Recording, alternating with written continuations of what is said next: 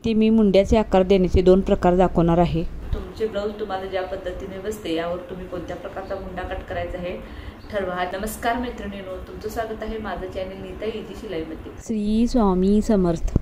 या व्हिडिओमध्ये आपण मुंड्याचा आकार कशा प्रकारे द्यायचा तो हे अगदी परफेक्ट, जेणेकरून तुमचं ब्लाऊज अजिबात कुठेही बिघडू नये, म्हणजे इथे तुमचा फुगा येऊ नये किंवा इथे काखेमध्ये चुन्या येऊ नये, यासाठी कशा प्रकारे आपण मुंड्याचा आकार द्यायला हवा हे आपण पाहणार आहोत। तर ते 2 प्रकारे मी तुम्हाला मुंडा कसा कट करायचा हे दाखवणार आहे। तुमचे ब्लाऊज तुम्हाला ज्या पद्धतीने बसते यावर तुम्ही कोणत्या प्रकारचा मुंडा कट करायचा आहे ठरवा। त्या पद्धतीने कट करून ब्लाऊज शिवून पहा।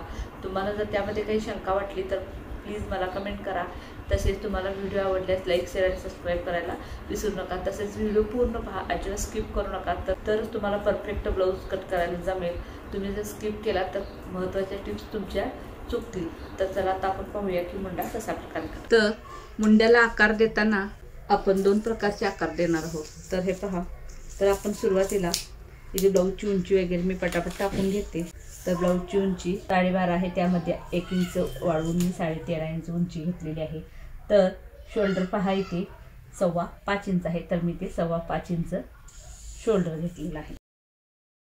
मुंड्याचे माप घेताना छातीचे माप घेणे जितकं महत्त्वाचं असतं त्याहीपेक्षा महत्त्वाचं म्हणजे आपल्या ब्लाऊजचे गळे असतात। जर पाठीमागील गळे तुमचे खूपच डीप असतील तर देखील शोल्डरचे माप बदलते, आणि शोल्डरचे माप बदलल्यामुळे मुंड्याचे माप बदलते।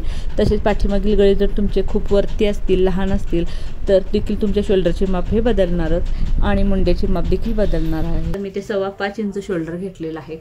तर आता ह्याची छाती वगैरे आपल्याला काहीही माहीत नाही, तर मुंडा कसा घ्यायचा। तर पहा, पाठीमागील गळा किती आहे।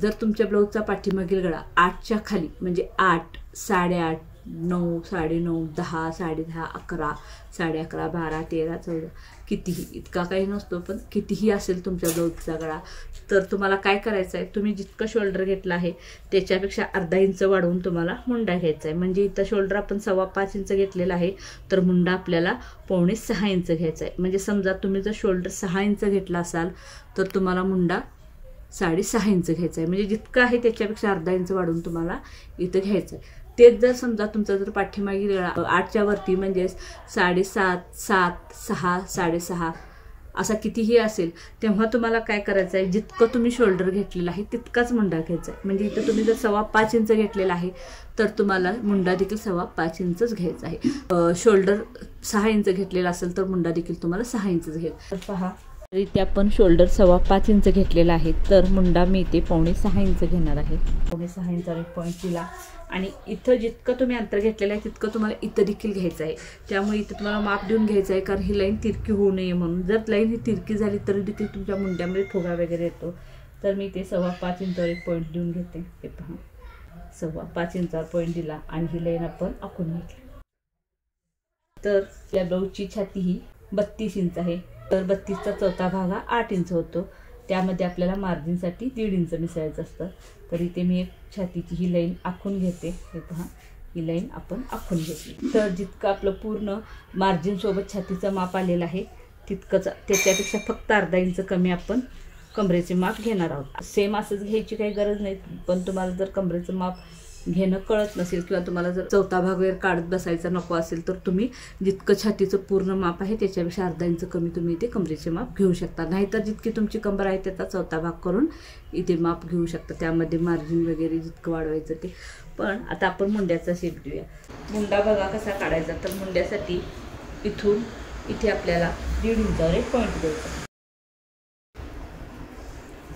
तर मी हा 1.5 इंचावर एक पॉईंट दिलेला आहे। हे 1.5 इंच आहे, हा 1.5 इंच असणार आहे, हा आपला ब्लाऊजचा पाठीमागील गळा असणार आहे।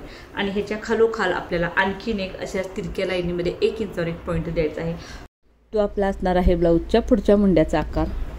म्हणजे ह्या दोन्हीच्यामध्ये 1.5 आणि 1 म्हणजे अर्धा इंचाचं अंतर राहणार आहे। पण प्रत्येक वेळा ते अर्धा इंचाचंच अंतर राहील असं नसतं। जरी वेळात ब्लाऊजची छाती कमी असेल तर ते 1.5 इंचाचं देखील अंतर राहू शकतं। ब्लाऊजची छाती जर खूप कमी असेल तर 1.5 इंचाचंच पाठीमागील मुंडा घेऊन चालत नाही, तर त्यावेळी आपल्याला 1.25 इंचाचा मुंडा घ्यावा लागतो।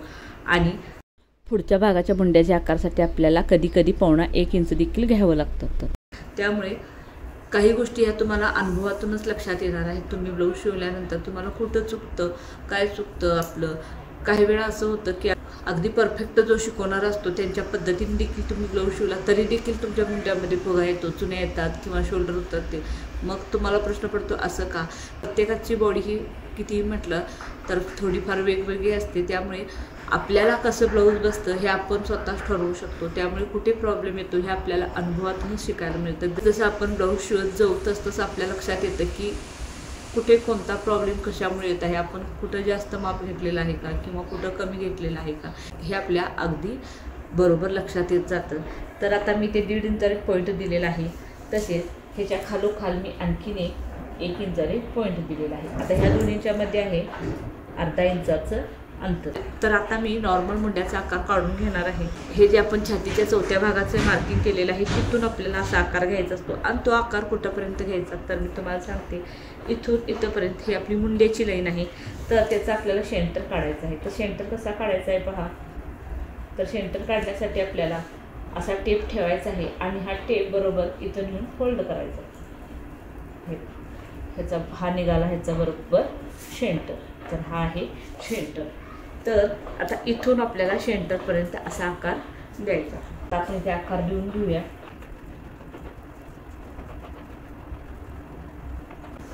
तर हे पहा, हा झाला आपला पाठीमागील मुंड्याचा आकार. तर आता पुढील मुंड्याचा आकार पण आपण लिहून घेऊया. आकार हे अशाप्रमाणे तुम्हाला आकार द्यायचा आहे. अशा प्रकारे आकार देऊन जर तुम्ही ब्लाऊज कट केला आणि तुम्हाला जर ब्लाऊज परफेक्ट बसलं तरी काही प्रॉब्लेम नाही आहे.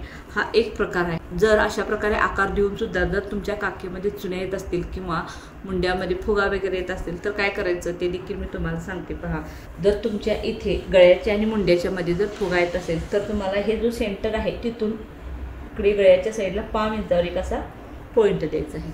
तर हा 5 इंचावर सेंटरच्या अगदी जवळ पॉईंट दिलेला आहे. आणि हे पहा, इथून अशा प्रकारे आपला मुंड्याचा आकार घ्यायचा आहे 5 इंचावर. आणि हा खालच्या मुंड्याचा जो 1 इंचाचा आकार आहे त्याला आपल्याला हा जोडायचा आहे. हे तर तुमच्या लक्षात येईल का पहा, हे असं बाहेरून आपण 5 इंचावरून घेऊन ह्या पुढच्या मुंड्याच्या आकारला आपण जोडलेला आहे. पण जर काखेत चुन्या येत असतील किंवा पाठीमागे जर ब्लाऊज गोळा होत असेल तर काय करायचं तर पहा, इथे खालच्या साईडला अर्धा इंचावरून अशा प्रकारे आपल्याला आकार घ्यायचा आहे. आणि हा आकार आपल्याला हे जो खालचा मुंडा आहे त्याला असा जोडायचा आहे. हा जो आपण इथं जोडलेला आहे तो इथं जोडायचा नाही, तर इथून खालून घेऊन हा आकार आपल्याला असा घ्यायचा आहे. हाच आकार तुम्हाला मी इथे आणखीन एक ब्लाऊजचं माप टाकून त्याच्यावर काढून दाखवते म्हणजे तुमच्या लक्षात येईल. पहा,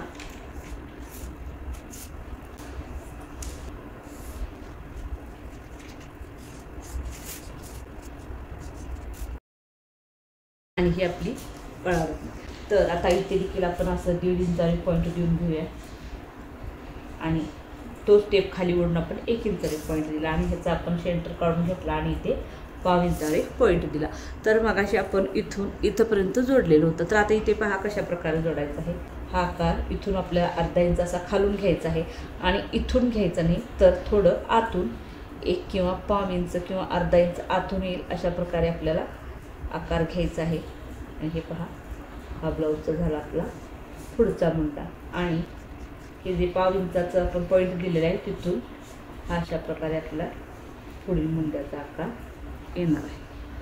तर हे पाहू शकता तुम्ही कशा प्रकारे आपला पुढील मुंड्याचा आकार आलेला आहे. तर पाठीमागील मुंड्याचा देखील आकार आपल्याला इथूनच असा घ्यायचा आहे. तर हा इथून आकार आपल्याला असा खालच्या साईडला घ्यायचा आहे. असं जर तुम्ही अर्धा इंच खालच्या साईडला जर तुमच्या मुंड्याचा आकार घेतला तर तुमच्या काखेमध्ये किंवा पाठीत अजिबात चुण्या येणार नाही. तसेच इथे जर फुगा येत असेल तर अशा प्रकारे तुम्ही आकार घेतला तर फुगा वगैरे अजिबात म्हणजे अजिबात येणार नाही. आणि तुमचं ब्लाऊज देखील अगदी परफेक्ट बसेल. तर तुम्ही अशा प्रकारे एक तर ब्लाऊज शिवून पाहाच आणि मला कमेंट करून सांगा की तुमच्या ब्लाऊजमध्ये फुगा येतोय का. आणखीन एक टिप्स महत्त्वाची, अशा प्रकारे तुम्ही कटिंग करून सुद्धा जर तुमच्या काखेमध्ये चुन्या येत असतील तर तुम्हाला आणखीन फक्त 5 इंच खाली घ्यायचं आहे. फक्त 5 इंच खालच्या साईडला घ्यायचं आहे. तर तुमच्या काखेमध्ये चुन्या वगैरे येणार नाही. तर व्हिडिओ पूर्ण झालेला आहे. माझा व्हिडिओ पूर्ण पाहिल्याबद्दल तुमचे मनापासून धन्यवाद. थँक्यू.